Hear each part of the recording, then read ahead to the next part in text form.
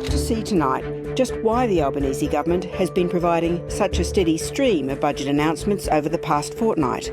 It is not just that they were trying to maximise the coverage of individual measures by spreading them out, but that they wanted the notoriously short-term focus of journalists to be firmly on just two ideas on budget night.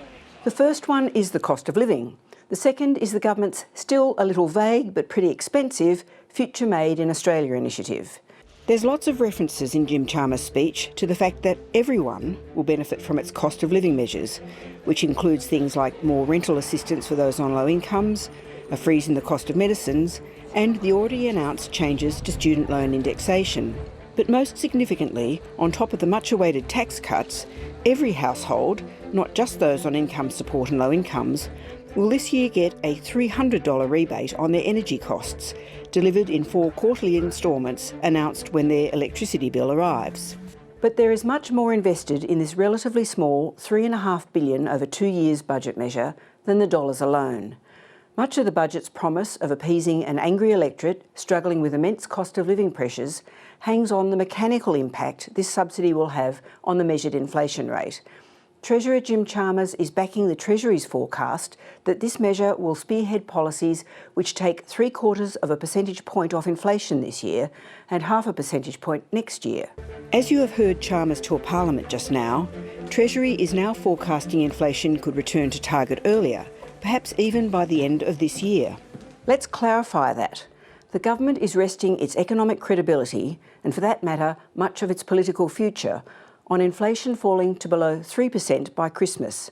That puts it in the range of the Reserve Bank's 2 to 3% target, and thus leaves the way open for the central bank to cut rates much earlier than it has been suggesting it would. Of course, that would mean it would be potentially cutting rates before an election, due to be held by about May next year. There was a time when economic management was driven heavily by the shape of the budget. All that talk about budget surpluses as a sign of good management, about the importance of budgets being back in the black.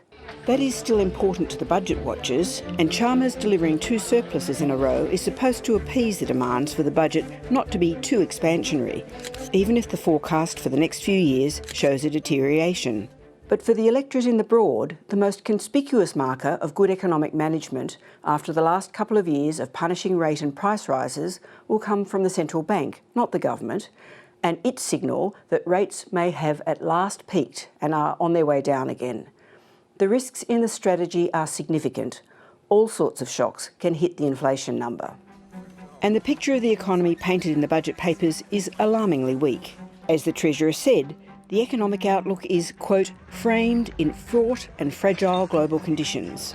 Domestic economic growth of just 2% will be built on tepid household spending and big public sector spending continuing, including a very big spend on infrastructure. The second measure the government wants us to think about is the still a little vague but pretty expensive Future Made in Australia initiative, which promises to spend $22.7 billion over the next decade on an industrial transformation centred on renewable energy, a net zero future, and shiny new areas like green hydrogen and critical minerals. The success of this policy is ultimately out of the hands of the government and reliant on business coming up with the net zero goods. Jim Chalmers' third budget doesn't feel like one where the Cabinet put a list together of disgruntled people or interest groups the government wanted to appease. Lots of interest groups will be very unhappy. There's not a lot of extra cost of living relief for those doing it the hardest, for example.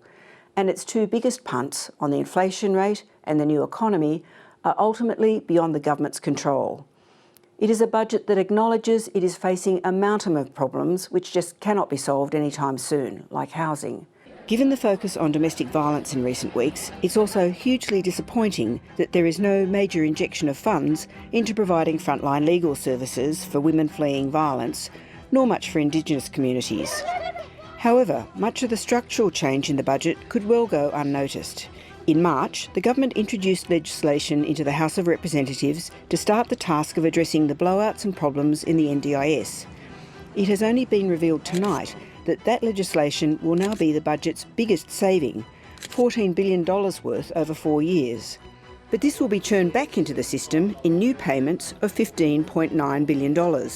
There are equally unsexy but crucial changes to other parts of the care economy, like aged care and the childcare workforce. The third Chalmers budget is one that is built on a hope that the government gets more time to fix the long-term problems, if it can just survive the political pressure from an electorate living on the financial edge for another year.